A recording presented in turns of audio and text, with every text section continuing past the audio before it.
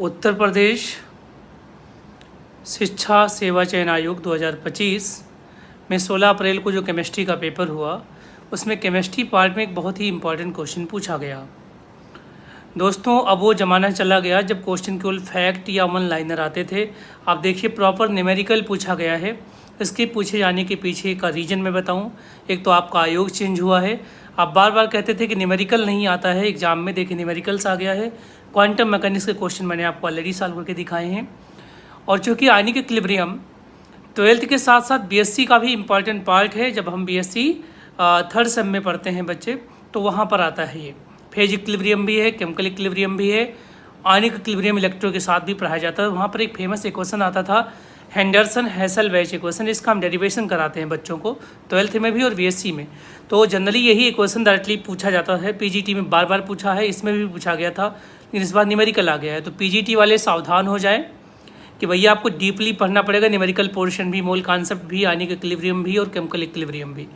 इस क्वेश्चन में पूछा क्या है, the pH before and after the adding of 0.01 mole of NaOH to 1 litre of buffer solution. किसका बफर सोल्यूशन है? 0.1 mole in acetic acid and 0.1 mole in sodium acetate. तो बहुत easy question अगर न्यूमेरिकल पॉइंट ऑफ व्यू से देखें। के दिया गया है, माइनस लॉग ऑफ के को हम बोलते हैं पीके निकाल दिया, 4.76 आ गया। बिफोर एडिंग NaOH, जब आप NaOH ऐड नहीं करते हैं तो हेंडरसन हैसल-वेज इक्वेशन अप्लाई करिए। पीएच इक्वल टू क्या बनेगा?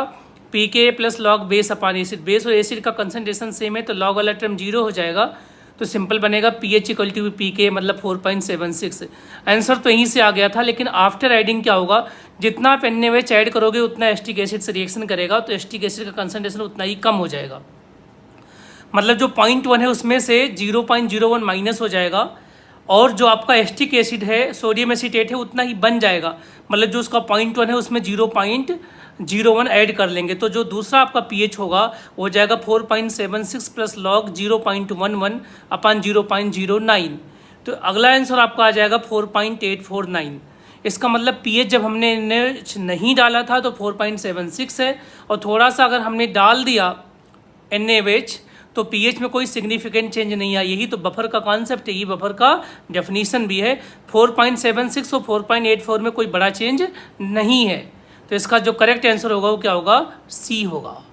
आपको इस पेपर में जो भी कठिन क्वेश्चंस लग रहे हैं आप उसे कमेंट बॉक्स में कमेंट करेंगे तो मैं सारा आपको वीडियो बना करके डाल दूंगा।